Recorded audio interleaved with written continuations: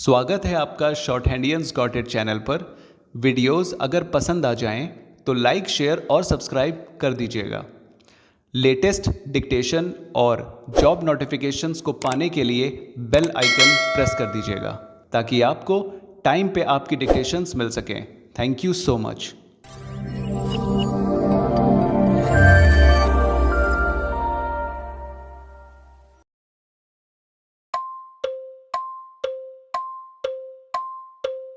Ready? Start. I congratulate the teachers and students of Punjab University for their achievements. We are living in a dynamic age characterized by speedy and continuous changes, posing ever fresh questions regarding the ideals of university education. A university, through its very definition, has always stood for universal outlook based on humanitarian reason and tolerance.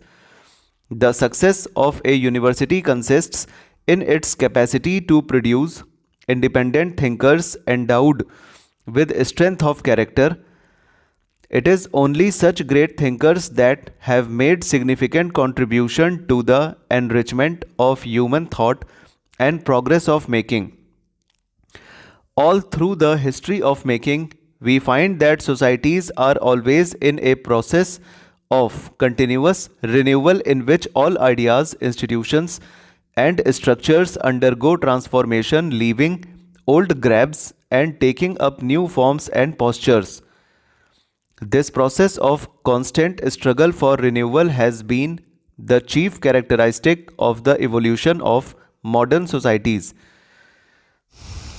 What is essential is that we should contribute our might to this process of renewal, endowed with the strength of character and courage of conviction.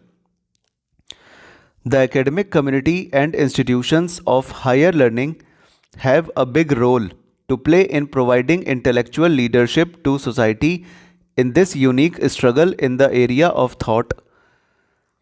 Our universities should have the moral courage and intellectual honesty to assume this leadership.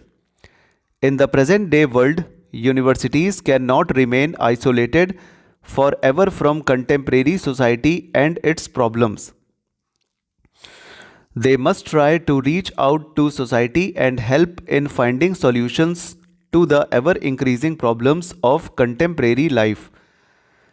This active participation of universities in the life of the community will go long way in enriching the quality of life of the community at large.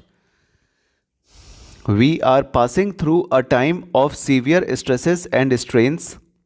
Some of the social tensions around us today are thrown up by the very process of our own social development. We are decisively moving away from the rigid traditions of a distant past and are on the threshold of an irreversible trend towards new horizons on the road of modernization. Our industry, agriculture, education, health all are fast developing. Science and technology are also slowly but surely becoming a way of our life, and yet emotionally we are not able to make any decisive break with the past. Our emotional attachments are still conditioned by old traditions. Presumably, it is this conflict in the process of development that is reflected in the current situation, with occasional outbursts of fury on matters like regionalism, religion, community, caste, and so on. It is true that languages, religion, ways of life are all parts of our culture heritage.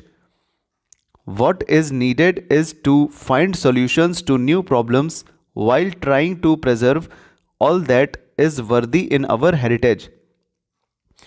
This process of growth demands that our cultural heritage should also lend itself to continuous renewal, and it is in this renewal that we should look forward to the necessary leadership in our intellectual community.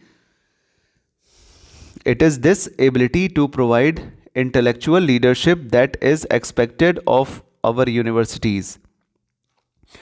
India has made rapid and significant progress in the field of university education since independence.